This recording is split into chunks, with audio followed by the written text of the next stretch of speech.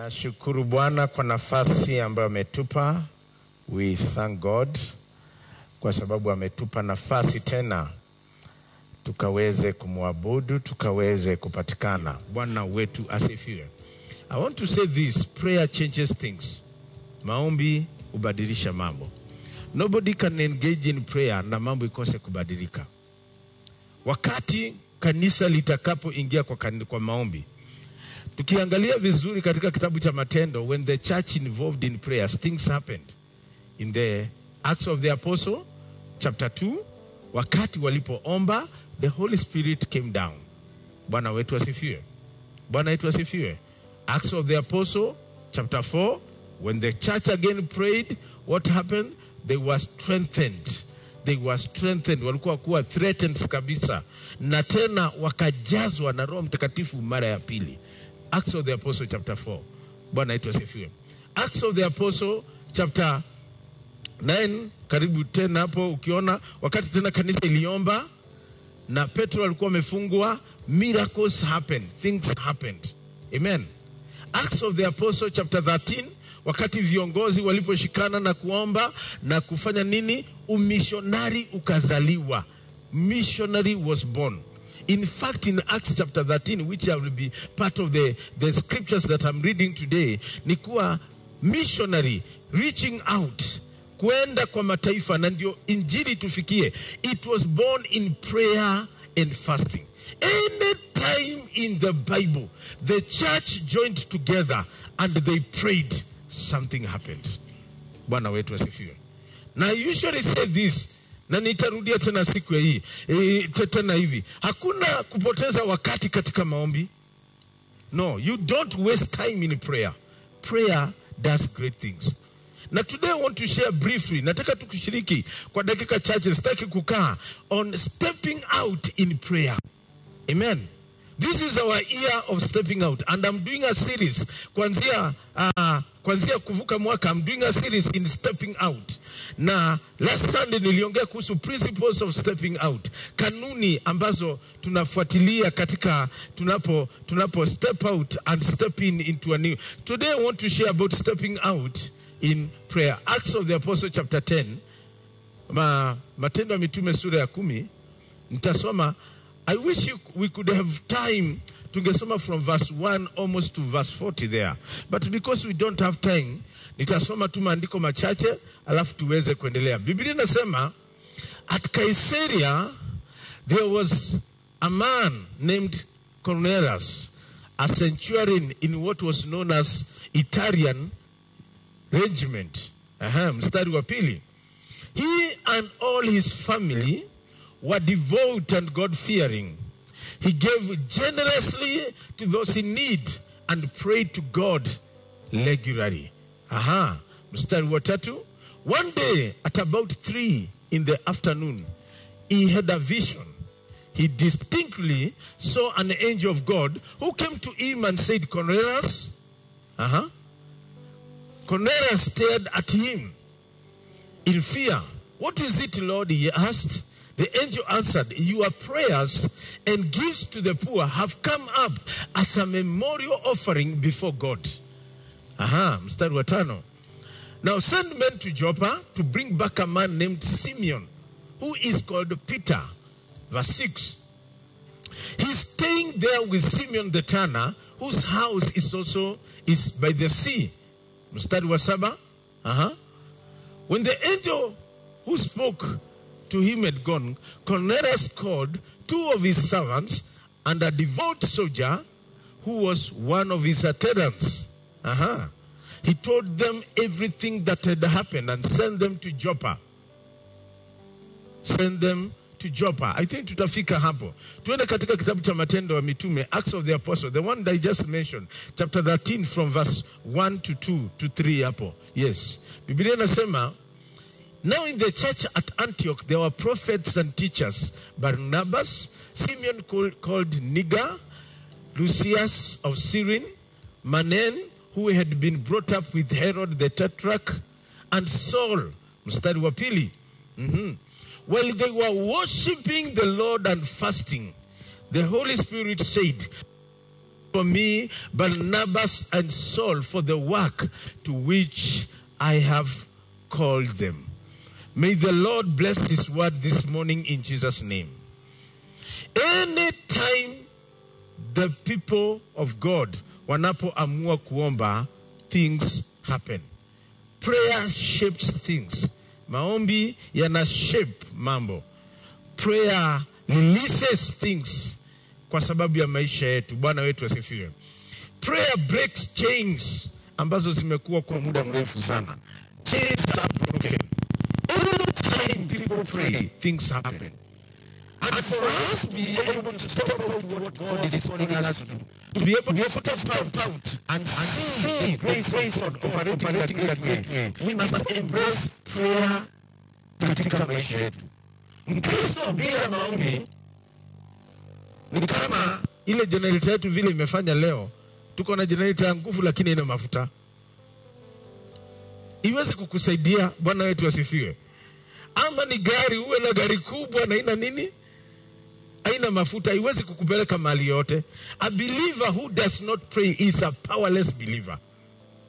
Is a powerless believer. Anaweza vamiwa na pepo zozote. Anaweza sumbuliwa na vitu zozote. Because prayer empowers us. Maombi inaachilia nguvu za Mungu, the grace of God, the power of God. Now if you are to see things happening, we must pray. Bwana wetu asifiwe. We must pray. We must pray. And I want to mention some few things kutoka kwa Cornelius. Biblia inasema kuna vitu kadhaa inasema kuhusu Cornelius. Let's go to verse, is it verse 2? Yes, let's go to verse 2. Verse 2 Biblia inasema namna gani? Inasema he and his family were devout and God-fearing, and he gave generously to those in need and prayed to God regularly. And prayed to God regularly. Pray to God regularly. Prayer should not be a one event. Prayer inastahili kuwa kitu cha kuendelea. Now one of the things I want to mention ni kuwa, when you pray regularly, irregular things start happening. Bwana wetu asifiwe. When you pray regularly, ukiomba, because hata katika kipindi kitu tulikuwa tunaomba, nilieleza watu nikawaambia kuwa God has a time for every prayer. Kuna maombi utaomba na immediately after 2 days uanze kuona results za hiyo maombi. Kuna maombi ingine utaomba after 1 year bado haijatokea. After 2 years bado haijatokea. Maybe the 3rd year, that's when your prayer will be answered. Bwana wetu asifiwe. But the key thing is this: pray regularly, pray persistently, pray continually, because those prayers produce miracles and produce irregular things katika maisha yetu. Kuna vitu hazitendekangi kila saa. Kuna vitu zinatendeka once in a lifetime. Once in a lifetime. Cornelius prayed regularly. Mstari wa mwingine unasema namna gani? Verse 2. Let's go to verse 2. Inasema verse 2. Let's go to verse 2 first. Inasema, let's go to verse 2. Back to verse 2. Inasema, he and all his family were devout, God-fearing, gave generously to those who need, and prayed God regularly. Mstari wa mwingine. Now, regular prayer produces an event that will shake your life. Mstari wa mwingine wa 3 inasema, one day, Cornelius was praying regularly, but one day an irregular thing happened in his life. Kitu ambacho si kawaida ikatendeka. About 3 in the afternoon, number 1, he saw a vision. Akaona maono.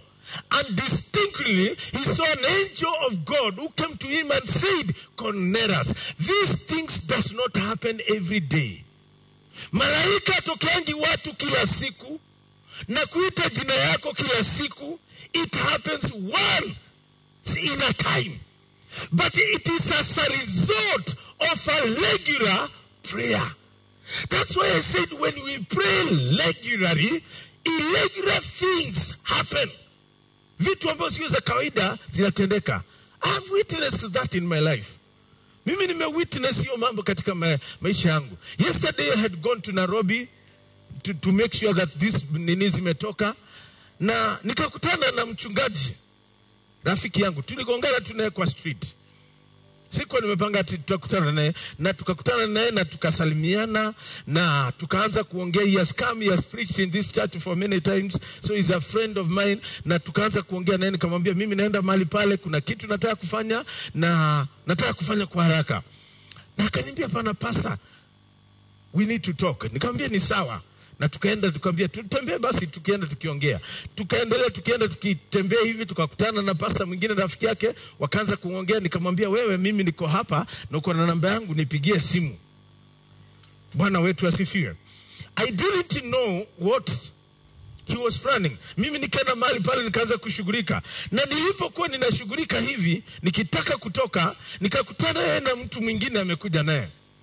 Akaniambia pastor, nilitaka sana ukutane na huyu mtu. I wanted you to meet with this person. Mimi sijui nani. Kaintroduciwa, he's a bishop. Na tukaanza kuongea naye, But what I realized is that kumbe God was confirming the word for this year, that we are stepping out even as a church. Bwana wetu asifiwe. Ule mtu nilintroduciwa kwake, akaniambia saa hizi nimetoka Citizen. I was recording a program. Na akaniambia pastor, this year I will take you to Citizen. Utaingia katika program ya TV. Utaingia katika program ya radio. I was not expecting. Mimi sikuwa natarajia. Didn't know. But because it's the year to step out. Na akasema kanisani very soon. In fact, sio very soon, February. Anakuja hapa na some people from Citizen. They are coming here. Na it will be recorded. It will be put katika air. Because we are stepping out as a church. When you pray irregularly, one day something happens. Hallelujah. Irregular things happen to people who pray regularly. Persistence breaks resistance. Amen. A friend of mine, a pastor, akiwa mdogo, alikaenda kwa daktari, na daktari akamdiagnose ya kuwa ako na asthma. Na tunajua watu wa asthma, you have to carry inhaler ili kusaidie katika breathing yako, because it's affecting your breathing system. Na huyo ndugu, huyo mchungaji, akawa kwa maisha yake akaambiwa, utakuwa unatembea na inhaler kwa maisha yako. Una breathe, ukikimbia sana unasikia you are out of oxygen, una inhale. Inakusaidia katika breathing until you die. So yeye akajua maisha yake atatembea na inhaler. But akaanza kuomba Mungu. Akaomba Mungu for healing. He prayed for 1 year. He prayed for 2 years. He prayed for 3 years. He prayed for 4 years. He prayed for 5 years. He prayed for 10 years. He prayed for 15 years. He prayed for 17 years. He prayed for 18 years. Bado anatembea na nini? Inhaler. The issue is not how long, but the issue is, are you regular in your prayer? Are you persistent in your prayer? Bwana wetu asifiwe. The issue, na niliwaambia, God is a God of times and season. He knows the time atakuja akutembelee na achilie muujiza wako. And I want to pray for people who have been praying for many things. Na umeiombea kwa muda mrefu. Don't stop praying for it. Continue praying for it. Because persistence breaks resistance. Huyo ndugu siku moja akaitwa kuhubiri, akasahau inhaler yake. Akasahau ile alikuwa na breathe. Na akaenda kwa mkutano. Akaenda kwa mkutano siku ya kwanza, siku ya pili akakumbuka, ala, na sikubeba nini? Inhaler.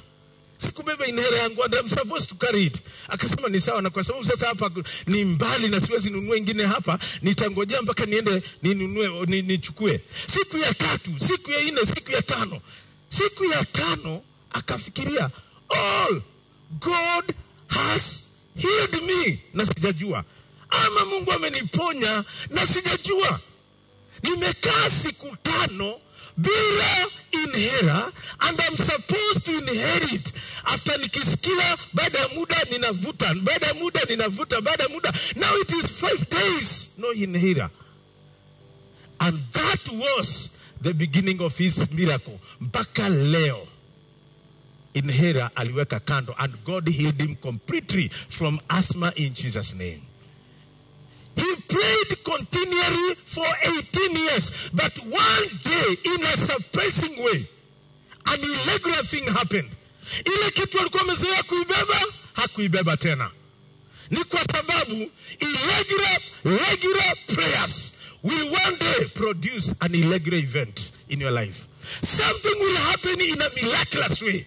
Kitu kitatendeka katika miujiza. Na utaona Cornelius, Biblia inasema alikuwa mtu anayempenda Mungu, mtu ambaye devoted to God. Kuna vitu, let me tell you one thing. Kuna vitu you will not struggle with them if you love God and you walk in the fear of God. Number one, giving will not be a struggle in your life. Ukiona mtu ana struggle na giving, hata maisha yake na Mungu iko na tashwishi kidogo. People who love God, they give. There is no struggle with that. Na tunaona kuna mambo kadhaa inasema hapo, inasema alikuwa amejitolea, devoted to God, commitment, giving and God fearing. This is about a lifestyle. All this scripture inaongea kuhusu a lifestyle. Alikuwa na maisha ambayo ni ya kumwogopa Mungu, maisha ambayo ni ya utoaji generously, na maisha ambayo ya kujitolea kwa Mungu, na maisha ambayo ni ya kuomba kila saa, regular prayer. Then something happened. Bwana wetu asifiwe. So one thing I want you to note this morning, na this day, ni kuwa when you pray regularly, when you are involved in prayer, one thing, siku moja, sijui ni siku gani, maybe it is this year in Jesus' name, an irregular event will happen in Jesus. You don't see angels every now and then. Amen.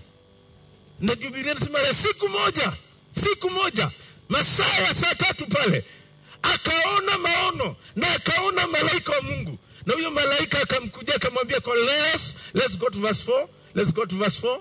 Verse 4 inasema namna gani? Cornelius stared at him in fear because this is not a normal thing. Akakaa kwa uoga na akasema, what is it, Lord? He asked. The angel answered, your prayers and gifts to the poor have come up as a memorial offering before God. The second point I want to bring to us is that prayer is never wasted. Prayer builds a memorial for us before God.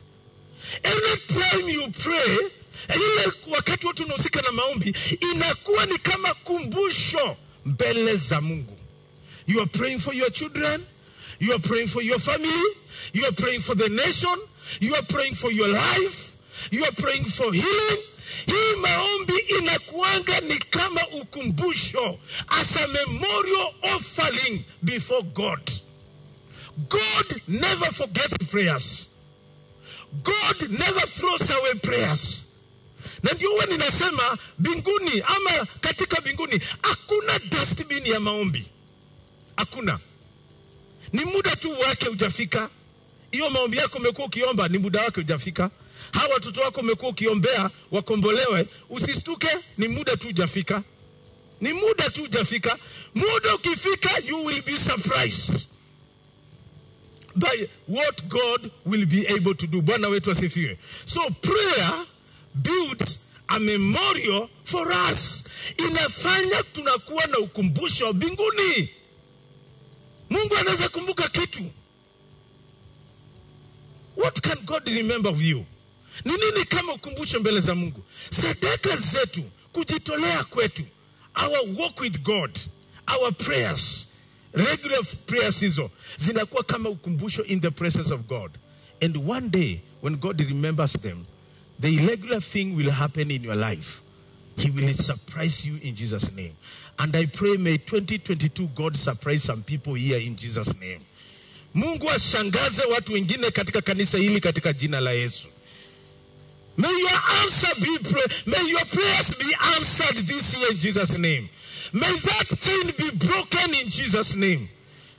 Kuna mama, sikumaliza, kuna mama katika Biblia ina record alikuwa anavunja damu kwa miaka 38. But one day alienda kwa madaktari wengi, akasumbuka kwa muda mrefu.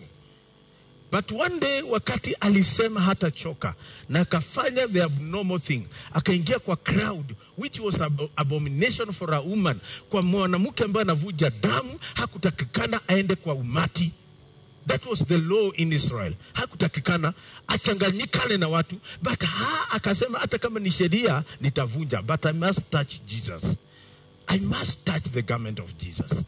That was when the day the resistance iliyokuwa katika maisha yake was broken and she got healed from 38 years sickness. Mgonjwa ya 38. I've come to tell those people who feel that umekuwa na ugonjwa kwa miaka mingi.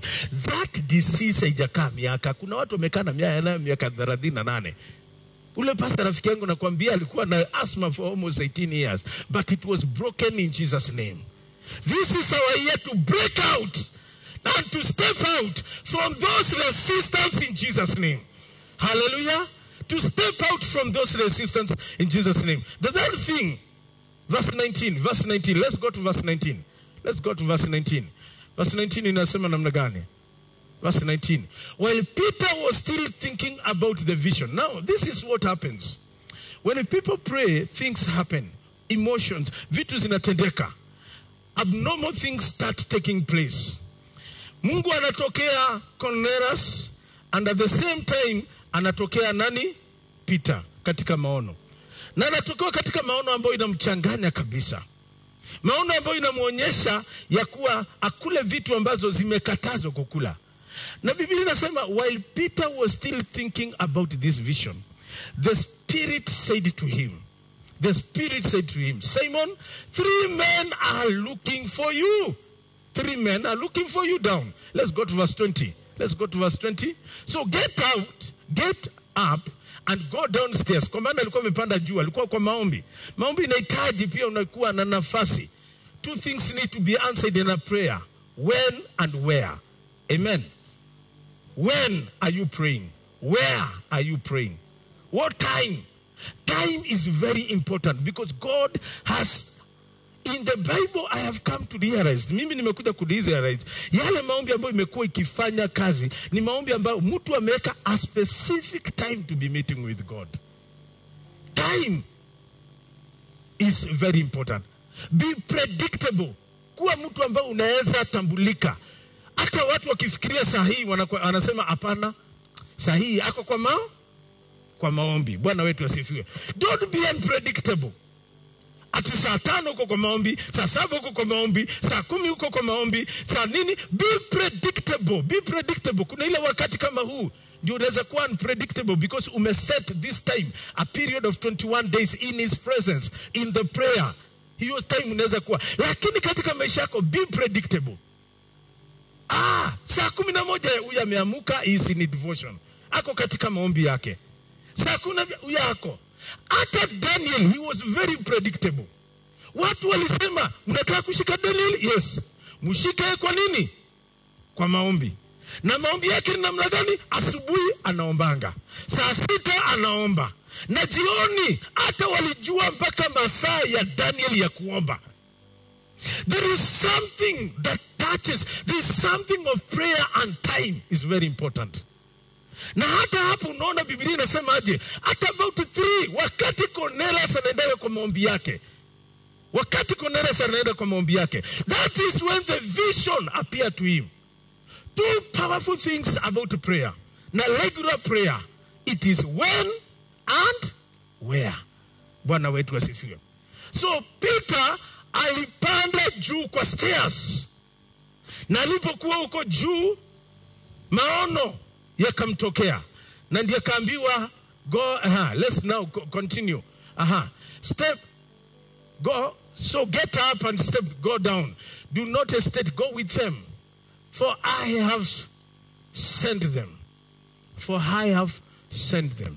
Another thing is that prayer makes God's voice clear in our life. Bwana wetu asifiwe. No confusion. No confusion. When people are involved in prayer, there's no confusion. Acts of the Apostle chapter 13. Let's go to 13 verse 2. 13 verse 2. Voice of God very clear. Inasema, while they were worshiping the Lord and fasting, the Holy Spirit said, set apart for me Barnabas and Saul for the work to which I have called them. God is not a God of confusion. And when we are involved in regular prayer, the voice of God becomes very clear. Bwana wetu asifiwe. The voice of God becomes very clear. And one of the things ambayo Wakristo wengi wamemiss, they have missed to hear the voice of God because they are not involved in what we call irregular. I will come to irregular prayer as I'm finishing. What is this regular prayer? What does it mean, this regular prayer? I will come to it. Bwana wetu asifiwe.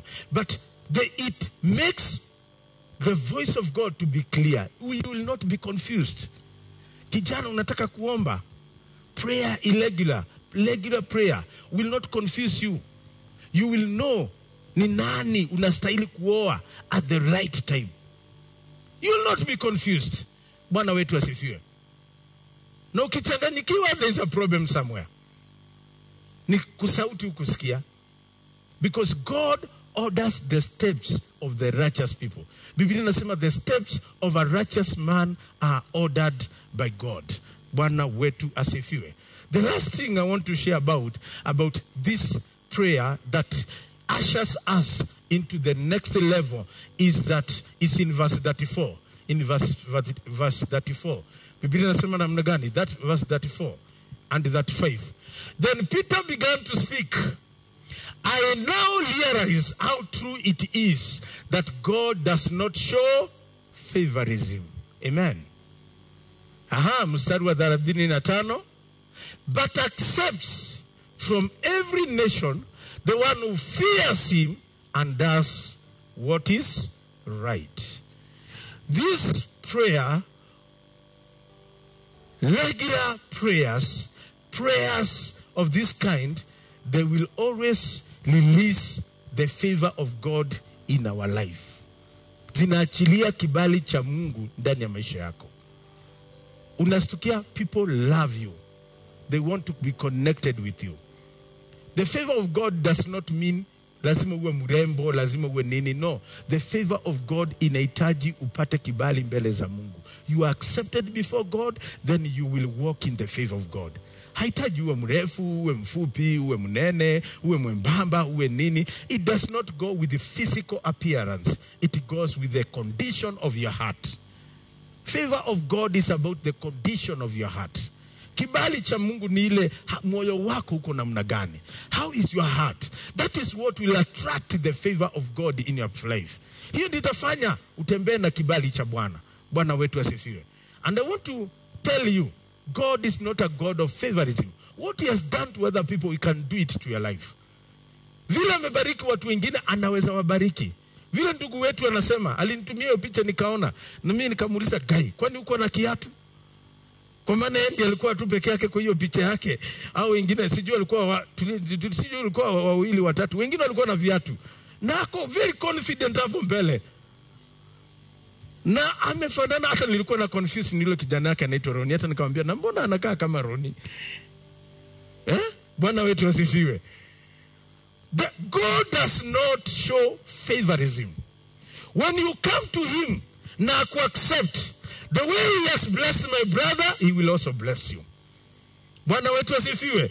The way he has opened door for the other sister, he can also open door for you. Mungu hana kipendeleo. As we continue in 2022, listen to me and listen to me clearly. Na nataka unisaidie kuhubiria rafiki yako. Huyo mwenye mngekaa karibu naye. Umwambie Mungu hana nini? Mapendeleo. Msalimie, mwambie haleluya, haleluya, haleluya. Mwambie Mungu hana mapendeleo. Kama amebariki mama Tini, atatabariki mama mwingine. Kama amebariki ndugu fulani, atabariki pia ule ndugu mwingine. God is not a God of favorism. Mungu ni bora umekubarika mbele yake. You are accepted. Because Petro alikuwa nakataa. Anasema mimi siendi kwa nini? Kwa Gentiles. Hata sistahili kukatana nao. Cornelius is a Gentile. I am not supposed to be with him. He's a Gentile. Sistahili. Lakini even the Gentiles, they get favor from God. Even those people ambao wanaonekana ni kana kwamba wametengwa, wamekaa kando, na ni kana kwamba hawapendeki, even them, they can get favor from God. Hallelujah. May the Lord release his favor as you pray regularly in Jesus' name. Bwana achilie kibali chako katika jina la Yesu. May you receive favor 2022 in Jesus' name. May you receive favor in Jesus' name. Ili milango ambayo ilikuwa inakataa kufunguka, ianze kufunguka juu ya maisha yako katika jina la Yesu Kristo. God is not a God of favorism. Hana mapendeleo. But the Bible says, verse 35, as I conclude, because takuka, but accepts from every nation, the one who fears him and does what is right. What is regular prayer? Regular prayer is a combination of factors. Sio maombi peke yake. Regular prayer is a combination of factors.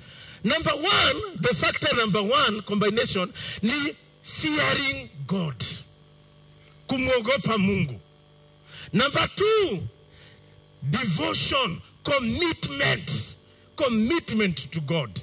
Number three, giving out of your heart. Bwana wetu asifiwe. And number four, doing what is right. That one is the regular prayer that changed the story of Cornelius. And it can change your story in 2022 in Jesus' name. It is a combination of prayer. It is sio maombi peke yake. Unajua kuna mtu anaenda kwa maombi na ni mtu ambaye kuna roho chafu. Ni mtu ambaye hata anaibia Mungu. Ni mtu ambaye hafanyi chochote. It is a combination of factors. Na ndio unaona, let's go back to verse 2. Verse 2. Biblia inasema namna gani? I'm finishing now. Verse 2 inasema namna gani? Verse 2. Our computers have refused to open verse 2. Inasema, he and all his families were devout. He and all his family were devout. Walikuwa wamejitolea. Watu ambao devote means commitment, kujitolea. If there's anything that God is missing in the church is devotion. Devotion ya watu. Watu wengine tu wanaonekananga Jumapili peke yake. Watu wengine wanaonekananga mara moja kwa mwaka. They are not regular. They are not regular in their commitment to God. Ukiwaambia wabaki kwa mama, hawapatikani kwa mama. Ukiwaambia kwa wazee, hawahusiki kwa wazee. Yet they want a miracle from God. Amen. Devotion is very important. Devotion is a regular thing. You have time for the word of God. You have time for fellowship. You have time for God. Na Biblia inasema, and God fearing. This is righteousness. You don't do things because mtu fulani anakuona. You do things because you fear God. Sitafanya hii kwa sababu ninamuogopa Mungu. I will not steal because I fear God. I will not do adultery. Sitahusika na mambo na ndogo na vitu because I fear God. I will not do ABCD because I do what? Fear God. It is a lifestyle. It is your driving factor, the fear of God. And if there's anything I am praying for the church in 2022 is that the fear of God will come back to church in Jesus' name. Ile kumcha Mungu. So that people will not fear people, but will fear God. Whatever you are doing, it motivation yake. The power in it, nikuwa, I am doing this because I fear God. I am giving my tithe. I am giving my offering because I fear God. I'm not doing it to the church. I'm not doing it to Pastor Mwanzia. I'm not doing it to KAG Housing. I am doing it because I fear God. If Pastor Mwanzia is not there, I will still do it. If KG housing is not there, I will still do it. Because I fear God. Are we together? Let that be your motivation this year in Jesus' name. And this is a continuous. Na Biblia inasema, and gave generously. Gave generously to those in need. Gave generously to those in need. And pray to God regularly. When we do that, some of the things ambazo tumekwama kwayo kwa miaka mingi, because I feel this is the year that things have stayed for a long time, they are going to be broken in Jesus' name. We are ushering in a new season. We are ushering a new time. That things for a long time. Umekuwa mgonjwa for a long period of time. Umeona madaktari wengi. This is the secret. Regular prayer. Regular prayer. And that's why this year God directed me, we have to set a day for a particular thing. Na hiyo tutaomba. Saizi tumetenga. We have set apart 21 days to be in the presence of God. And that's why I'm giving you some of these booklets, so that every Monday, utajuanga my Monday is Monday to pray for my commitment and seriousness with God, relationship with God, my relationship with God. I want to grow in my relationship with God. Sitaki kubaki mtoto tu mchanga katika hali ya Ukristo. I want to grow in my relationship. Katika Tuesday, I want to grow in other aspects, every area of my life. I want to grow financially. I want to grow socially. I want to grow in other aspects. Every Tuesday in 2022, I want to commit it. This is what we call regular prayer. And we will step out. Let me tell you some people this year. Mimi Mungu ameanza kunishangaza. Amen. God has already surprised. One of the things of the person tulikutana naye is a journalist. Na aliniambia, pastor, na muka wangu amekuwa akinisukuma sana. Na mama amekuwa akiniambia, pastor, siandike kitabu, ile mambo uko nayo ni mengi sana. Why can't you write a book? Why can't you write a book? I have another friend tulikutana naye na ndugu Kafue uko na inaitwa je Nakuru. Mwalimu. Akaniambia, pastor, yes, bring your sermons and I will turn them into a book. You don't need to write. Mimi nina relax. Huyu jana aliniambia, pastor, na sijui ni nani alimwambia, aliniambia, pastor, this year I must help you to write a book. This year. Yeye ameandika vitabu kadhaa. Akaniambia, this year, pastor, I will help you. Na sijui ni nani alimzungumzia, sijui ni nani alimwambia, I will help you to write a book. Thank God I've written the first one. Hii ni ya kwanza. Hii ni mimi. Ile content iko hapa ni ya pastor ameandika. Bwana wetu asifiwe. A prayer guide. I will develop this letter iwe a prayer guide for the whole year. So that people can have a prayer guide for the whole year. Na wanaweza enda na kuchukua hiyo kitabu na kuwasaidia katika maombi in the whole year. I will develop this. Bwana wetu asifiwe. But kile kiko ni namna gani? Ni kuwa when we do regular prayers, God will start surprising you with many things. And this is my prayer in this church. May we be surprised by God in 2022. As we step out and is engaged in regular prayers, may you be surprised in Jesus' name. May we be devoted.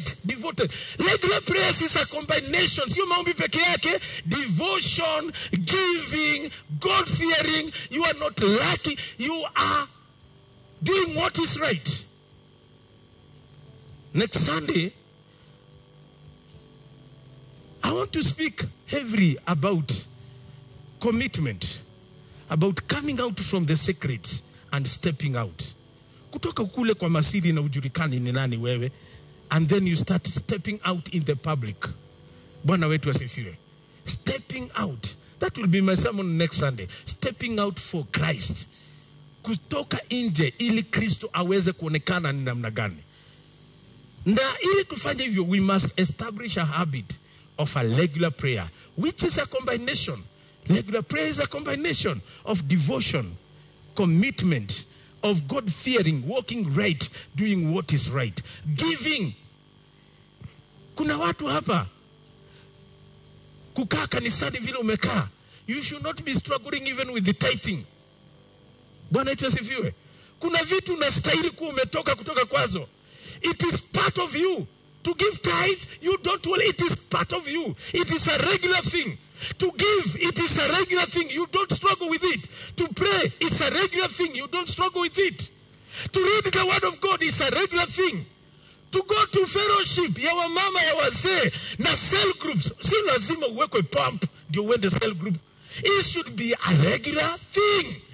Ati sio lazima tukuja hapa tuseme, tutamsomea maandiko 5, tumsomea maandiko 6, na tumuimbie wimbo moja, ndio aendange ushirika. Wangapi wanahitaji kusomewa maandiko 5 na kuimbia wimbo 5 na kwaya iimbe wimbo 2 ndio uende ushirika? Kama wewe ni mtu ana hiyo, may God touch you in Jesus' name. May God touch you in Jesus' name.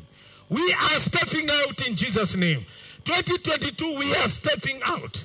From the small things that have been draining us, we want to step out and do what God has called us in Jesus' name. Let's stand and pray. Let's stand and pray. Let's stand and pray. Let's stand and pray. Let's stand and pray.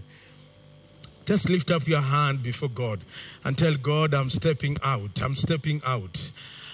Oh, Shakapo Yoribia. Lord, we thank you. We honor you. Everything that has been making us not to shine, kile ambacho kimefanya tusingae mwaka huu, we are stepping out of it in Jesus' name. Everything that has been hindering us, Lord, from serving you in greatness, kukutumikia katika mambo mengine, we are stepping out in Jesus' name. This is a new season, Lord. We declare this is our season. This is our season. This is our season of surprises. You will surprise us. Ninaomba mwaka huu katushangaze na mambo mengi kwa utukufu wa jina lako. Lapo yorebo shikatana mayabu yai. Ekatapo yoribo shikintiribi yai. We honor you. We celebrate you. We celebrate you, Jesus. We celebrate you, love of God. We honor your great name.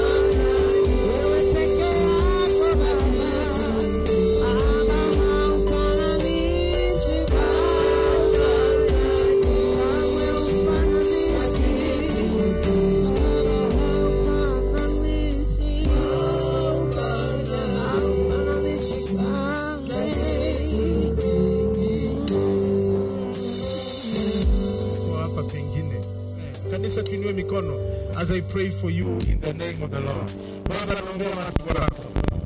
As we commit ourselves to regular prayer, to regular devotion, to regularly seeking your face, I pray let the regular things this year happen. Wacha tusikie maushuhuda ya vile vitu ambazo utafanya kati yetu Bwana. Asante kwa maana umeanza kutenda tayari, and you will do more and more and more to the praise and glory of your name. We love you and we bless you. We love you and we honor you. Naachilia watu wako na amani. Tunapoendelea tena maombi ambayo tuko nayo, tunaamini unatuzungumzia, unatutembelea kwa njia ajabu. Tunaamini unashuka na unafanya mambo ya ajabu. Pokea sifa na shukrani. Katika jina la Baba na la Mwana na Roho Mtakatifu nimeomba na kubariki watu wako.